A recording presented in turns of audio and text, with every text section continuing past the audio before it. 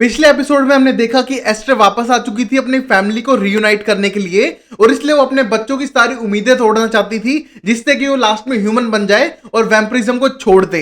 वहीं पर हम देखते हैं माइकल भी आ चुका है बट वो अभी डवीना के कब्जे में है और अपनी मनमर्जी से कुछ कर नहीं पा रहा है। अगर उसकी मर्जी हो तो क्लाउस को मारना चाहता है बट वो उससे हो नहीं पा रहा है। और अब देखते हैं इस एपिसोड में। नमस्कार दोस्तों, आप देख रहे हैं रहस्य के पार और ये है दी ओरिजिनल का सीजन 2 का एपिसोड नंबर 4। तो चलिए शुरू करते हैं, आगे होता है क्या।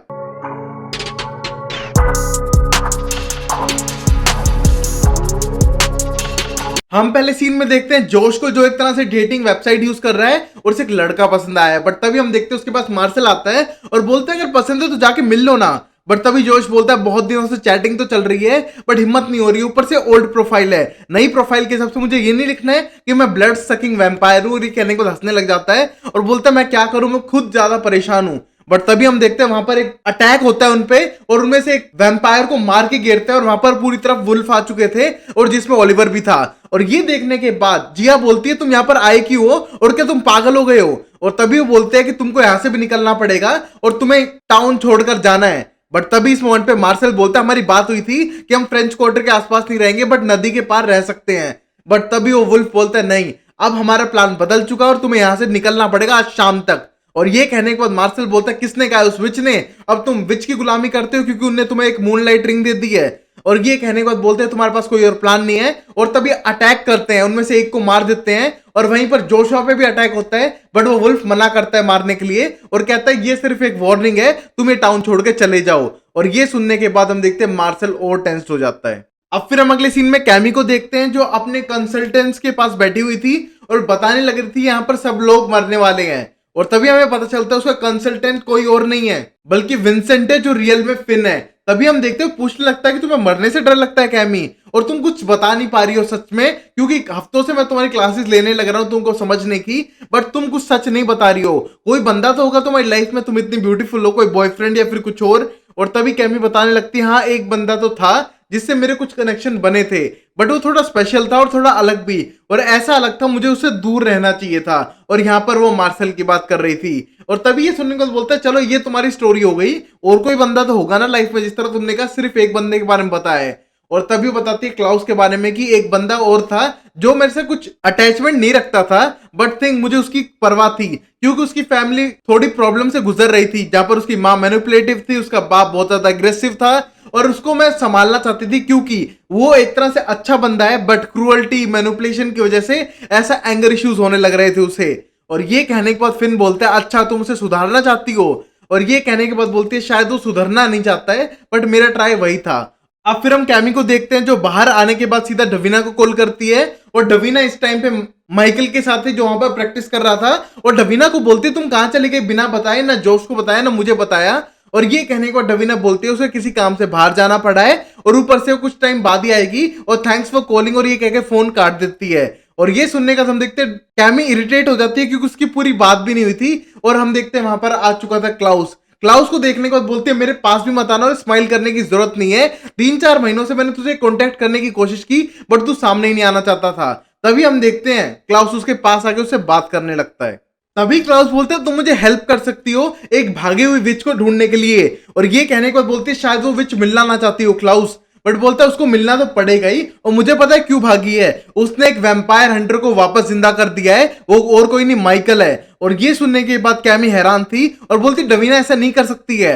तब बोलता डवीना ने ही किया है ये सब, तुम्हें नहीं पता है और ऊपर से मुझे पता है वो भी कहां है। जब तुम्हारे फोन कॉल में सुन रहा था ध्यान से मुझे पता चला पीछे से एक चर्च बेल की आवाज आ रही है, जंगल की आवाज आ रही है, मुझे पता है उसके पेरेंट्स का एक फार्म हाउस है और यहाँ पर 1 माइल की दूरी पे ही है और वो वहीं पर है और तुम्हें मेरी हेल्प करनी पड़ेगी। और ये सुनने के बाद कैमी हैरान भी थी और क्लाउस की हेल्प करने के लिए तैयार भी।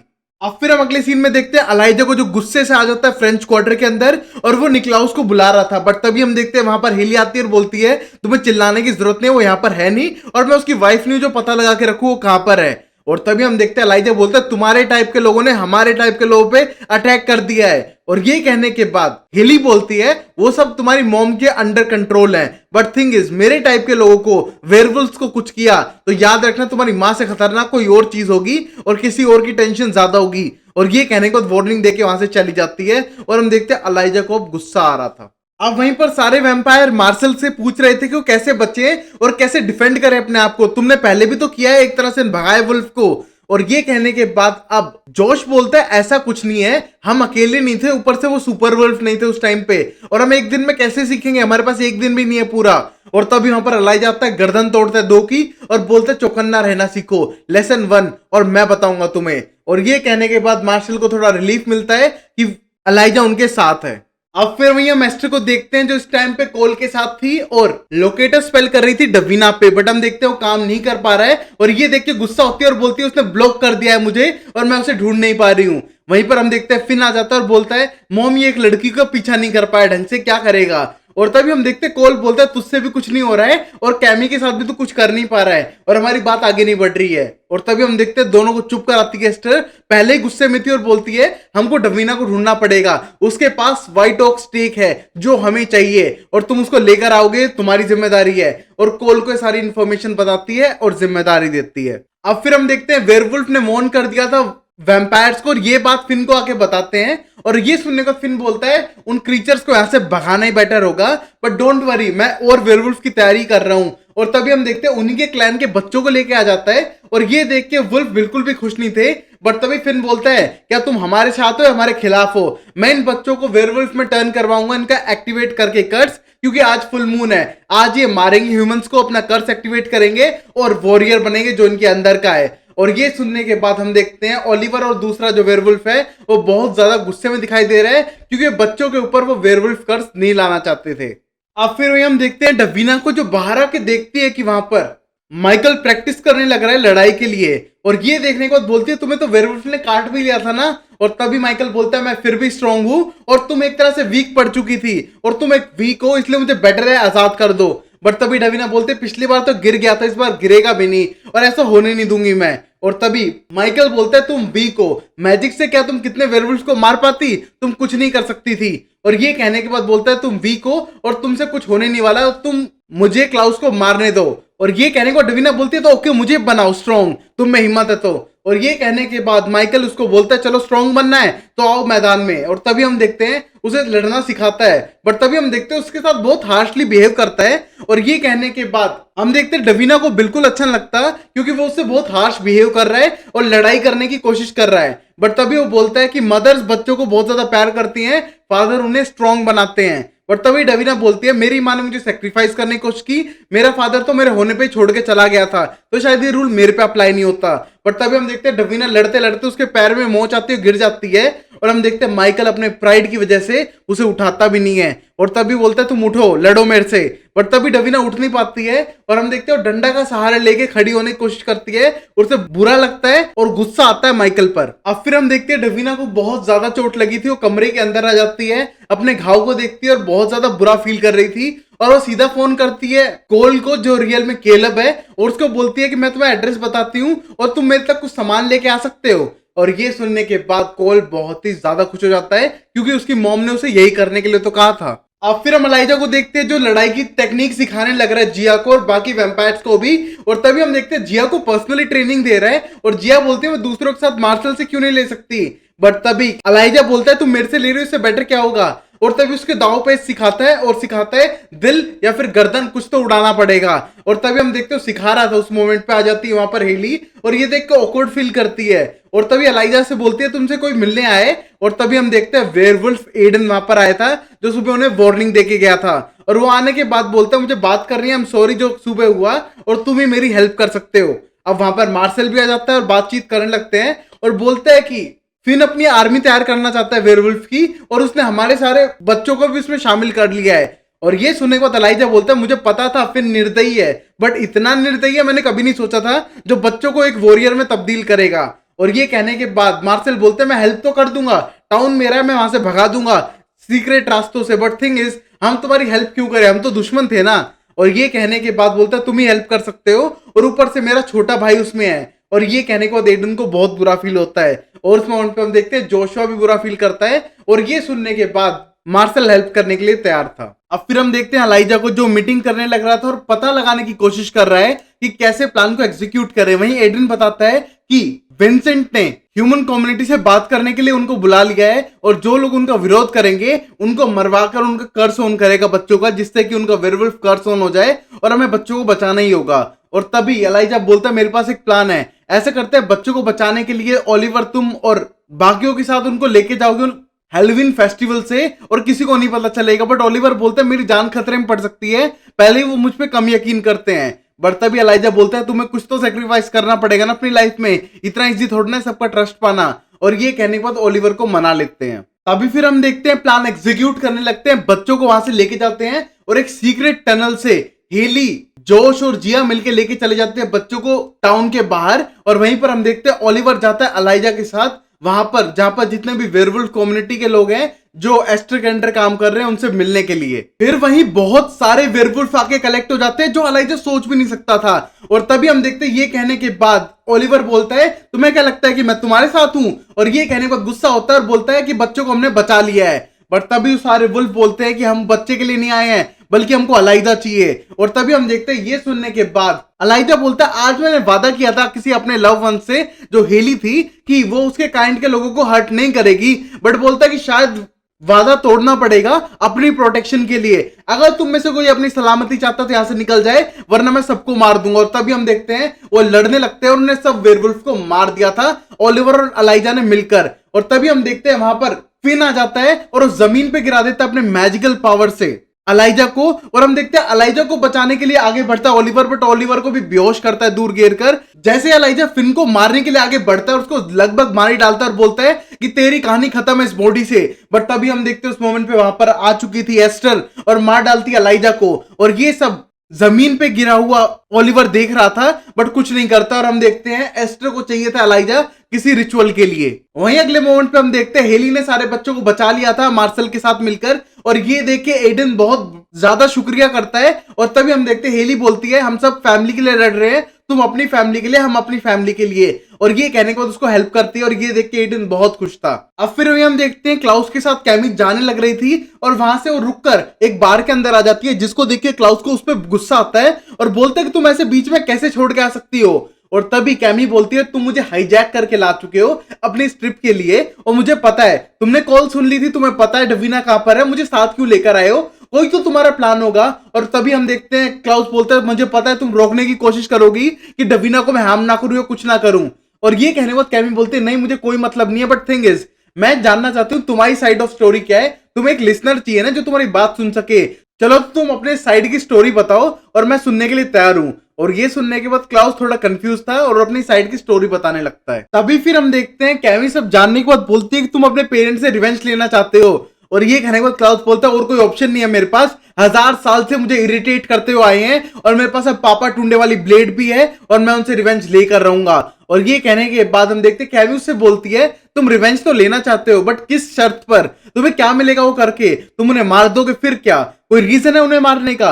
और ये कहने के बाद बोलते चलो डांस करते हैं और करते हुए बात करेंगे, वैसे मुझे भी डांस नहीं आता है। और तभी हम देखते हैं क्लाउस का मन भटकाती है जिससे कि वो डवीना को जान से ना मारे। और तभी वो बोलती है कि रिवेंज का कोई रीजन होना चाहिए और तुम किसी को ऐसे ही थोड़ी ना मार सकते हो, कोई रीजन रखो। और तभी हम देखते हैं डांस करते हुए भाग जाता है वहां से। और ये देख के कैमी को लगता है कि उसकी बात समझ नहीं आई है क्लाउस को। फिर हम देखते हैं उस शेड के अंदर अब आ चुका था केलब जो कोल है मिलने के लिए डवीना से और उसके पैर पे मलहम लगाता है जहां पर उसको चोट लगी थी। और तभी हम देखते हैं डवीना से बात करने लगता है और बोलते हैं लास्ट वाली हमारी जो डेट थी वो एक तरह से खराब हो गई थी। और ये कहने के बाद डवीना सॉरी बोलती है उस चीज के लिए वेयरवुल्व्स के अटैक की वजह से। और ये कहने को उसको फ्लर्ट कर रहा था बट तभी हम देखते हैं डवीना अपने सारे सीक्रेट नहीं बताती है। और ये देखने के बाद केलब जो कोल है बोलते हैं आई नो तुम मुझ पे पूरा यकीन नहीं करती हो, तुम टाइम लो और जब तुम्हें लगे तब मुझे बता देना। और ये कहने के बाद उसे हौसला देता है कि वो उस पर बिलीव कर सकती है और वो उसी के साथ रहेगा। अब फिर हम देखते हैं केलब डवीना को सुलाने के बाद आराम से जाता है और हर जगह ढूंढने की कोशिश करता है। और हम देखते हैं कि उसे व्हाइट ओक स्टेक मिल गया जिसके लिए वो यहाँ पर आया था। और जैसे उसे उठाने जाता है हम देखते हैं उस पर माइकल अटैक करता है और माइकल बोलता है देखो कैसा लायर है और एक नंबर का चोर यहाँ पर आ गया है और कोई रीजन दो जिसकी वजह से तुम्हें मैं जान से ना मारूं। और तभी हम देखते हैं उसका हाथ मोड़ने लगता है और ये देखने के बाद वो बोलता है कि मैं तुम्हें हेल्प कर सकता हूं, मैं उसको ब्रेसलेट तोड़ सकता हूं, उससे जादू निकाल सकता हूं जिससे तुम फ्री हो जाओ। और ये कहने के बाद हम देखते हैं माइकल के साथ डील कर लेता है। अब फिर हम देखते हैं केलब जाता है चुपचाप उसका वो ब्रेसलेट निकालने के लिए, बट तभी डवीना उठ जाती है और ये देख के केलब बोलता है मैं तुम्हारा फोन चेक कर रहा था, कोई मैसेज कर रहा है। और तभी हम देखते हैं वहां पर कैमी के मैसेज आए हुए थे कि वो जानता है कि तुम कहां पर हो। और ये देखने के बाद केलब को लेके वहां से जाने लगती है अपना स्पेल स्टार्ट करने के लिए। और तभी हम देखते हैं उस मोमेंट पर वहां पर पहुंच चुका था क्लाउस, और जाने के बाद देखता है उसके फादर अंदर खड़ा हुआ था वो व्हाइट ऑक स्टेक लेकर, बट हम देखते हैं उसे दिख नहीं पा रहा था। और तभी क्लाउस दूसरी विंडो की तरफ जाने लगता है और वहां पर एक लकड़ी देखता है जो उसके फादर ने तोड़ी थी, और सीधा अंदर फेंक के मारता है। शीशा टूटने की वजह से हम देख डवीना के सर पे लगती है और वो जमीन पे गिर जाती है और बेहोश हो जाती है। और तभी हम देखते हैं केलब डरने लगता है वो क्या करे, बट तभी उसके पास आ जाता है माइकल और बोलता है मुझे यहां से आजाद कर। और तभी हम देखते हैं केलब वो मैजिक हटाने की कोशिश करता है उस ब्रेसलेट से, और उसी मोमेंट पे हम देखते हैं बाहर खड़ा क्लाउस चिल्लाता है और बोलता है डवीना मुझे पता है कि तुम अंदर हो और तुम्हें मेरे फादर को रिलीज करना होगा, मैं उससे लड़ना चाहता हूं, मैं उसे मारना चाहता हूं। बट तभी हम देखते हैं जैसे स्पेल कंप्लीट होता है माइकल बाहर आ जाता है और बोलता है ओ बॉय तुझे मरने की जल्दी पड़ी है ना जो तू मुझे बुला रहा है। और ये कहने के बाद क्लाउस बोलता है नहीं तुझे मारने के लिए मैं आ रहा हूं, जैसे मैंने पहले मारा था बट इस बार ज्यादा एंजॉय करूंगा। और ये कहने के बाद उनके बीच लड़ाई हो जाती है, जहां पर हम देखते हैं किस मोमेंट पर माइकल हावी पड़ता है क्लाउस के ऊपर। अब फिर वो क्लाउस को लगभग मारने वाला था स्टेक, बट हम देखते हैं क्लाउस बचता है और उसके शोल्डर में गड़ जाता है व्हाइट ऑक स्टेक। और तभी हम देखते हैं पापा टूंडे वाला डैगर मार देता है, और हम देखते हैं ये होने के बाद माइकल बहुत बुरे पेन में चला जाता है। और ये देख के क्लाउस को अच्छा फील हो रहा था जिससे उसकी जान बच गई, और उस व्हाइट ऑक स्टेक को निकालता है और वहां पर खड़ा हो जाता है अपने फादर की बॉडी के पास। और हम देखते हैं उसको बहुत बुरा भी लग रहा था, एट द सेम टाइम वो बहुत सैड भी था। अब फिर वहां पर कैमी पहुंच चुकी थी और बोलती है कि अगर तुमने क्लाउस कुछ किया डवीना को तो मैं छोड़ूंगी नहीं। और तभी क्लाउस बोलता है वो जिंदा है, वो अंदर है घर के, और ऊपर से उसको कुछ नहीं हुआ है, बस थोड़ी सर में चोट लगी होगी जो सही हो जाएगी। और ये कहने के बाद कैमी बोलती है तुम्हें उसके साथ कुछ नहीं करना है, ये मेरी एक लास्ट वार्निंग है तुम्हें। और ये कहने के बाद क्लाउस बोलता है जो उसने किया था उसको सजा तो मिलनी चाहिए थी, बट मैं उसे छोड़ रहा हूं इस बार। और ये कहने पर गुस्सा होता है और बोलता है मैंने कैमी तुम्हारी बात सुन ली है और मैंने इसको मारा नहीं है, ये जिंदा है बट पेन के अंदर है माइकल, और उसको मैं पेन में ही रहने दूंगा। वही हम क्लाउस को देखते हैं जो बॉडी को डिक्की में डाल देता है, उसने पापा का टूंडे वाला ब्लेड डाल के छोड़ दिया था, अपने डैड को मारा नहीं है। और तभी हम देखते हैं उस मोमेंट पर जैसे वो जाता है हम देखते हैं अब माइकल की आंखें खुलती हैं, वो अपना पापा टूंडे वाला ब्लेड अपने अंदर से निकालता है जो इम्पॉसिबल चीज थी। और ये देख के वो बहुत ज्यादा गुस्सा और फ्रस्ट्रेटेड दिखता है। वही हम देखते हैं हेली आ चुकी थी मार्शल के साथ और बोलती है मार्शल मैंने सोचा नहीं था हम साथ में मिलके काम करेंगे। और तभी मार्शल बोलता है तुम हाफ वैम्पायर भी तो हो, तो हमारी कम्युनिटी से बिलोंग करती हो, बट पता नहीं तुम्हारे लोग और हमारे लोग कब तक लड़ते रहेंगे इन चीजों के लिए। वही हम देखते हैं जिया बहुत ज्यादा टेंस फील कर रही थी एलाइजा के लिए क्योंकि वो अब तक आया नहीं था। और तभी उसके पास जाकर बोलते हैं हेली तुम चिंता मत करो एलाइजा की, एलाइजा स्ट्रॉन्ग है, वो अपने आप आ जाएगा, उसको कोई काम हो गया होगा। और ये कहने के बाद बोलती है डोंट वरी, बुरा होने के बाद हमेशा वैम्पायर्स के लिए अच्छा ही होता है। और ये कहने के बाद उसे मोटिवेट कर रही थी। अब फिर हम देखते हैं जोशुआ को जो बहुत पहले से किसी लड़के के साथ मैसेजिंग कर रहा था, वो उससे मिलने आ चुका है और वो कोई और नहीं एडन ही है। और ये देख के थोड़ा कंफ्यूज था। और तभी हम देखते हैं दोनों बैठ जाते हैं और बात करने लगते हैं। और ये कहने के बाद एडन बोलता है मुझे पता नहीं था तुम एक वैम्पायर हो। और तभी जोशुआ बोलता है हाँ मुझे नहीं पता था कि तुम एक वेयरवुल्फ हो और इतने बड़े पैक के लीडर भी हो। और ये कहने के बाद दोनों बोलते हैं यार हमको शायद नहीं मिलने आना चाहिए था तुमसे, और ये सब शायद नहीं सही होगा फ्यूचर के लिए। और तभी हम देखते हैं जोश बोलता है इतनी हिम्मत जुटाकर आ ही गए हो तो ऐसा बिलीव करते हैं ना तुम एक वेयरवुल्फ हो ना मैं एक वैम्पायर हूं, हम नॉर्मल है और इस सिटी भी नॉर्मल है। और ये कहने के बाद एक दूसरे के साथ टाइम स्पेंड करने लगते हैं। और फिर हम देखते हैं अब लास्ट सीन में एलाइजा को जिसको बांधा हुआ है और उसके पास एस्टर खड़ी हुई है और बोलते हैं तुम्हें क्या चाहिए। और तभी एस्टर उसके पास आते हैं और बोलते हैं मैं इस फैमिली को फिर से यूनाइट करना चाहती हूँ, उसके लिए तुम्हें प्योरीफाई करना पड़ेगा, आई एम सॉरी। और ये कहने के बाद वहां से चली जाती है और एलाइजा को समझ नहीं आता उसकी माँ कहना क्या चाहती थी। और यहीं पर ये एपिसोड खत्म होता है। तो गाइस जब बहुत सारे कंफ्यूजन्स हैं, उसका फादर वापस जिंदा हो चुका है, उन्हें मार सकता है, एस्टर के क्या प्लान अपने पूरी फैमिली के लिए, और क्या वो जानती है माइकल जिंदा हो चुका है, ये सब देखेंगे अगले एपिसोड में। तब तक के लिए लाइक शेयर सब्सक्राइब करो जिससे मैं अमेजिंग कंटेंट बनाता रहूंगा। तो please like this video. Bye bye, sayonara and Tata.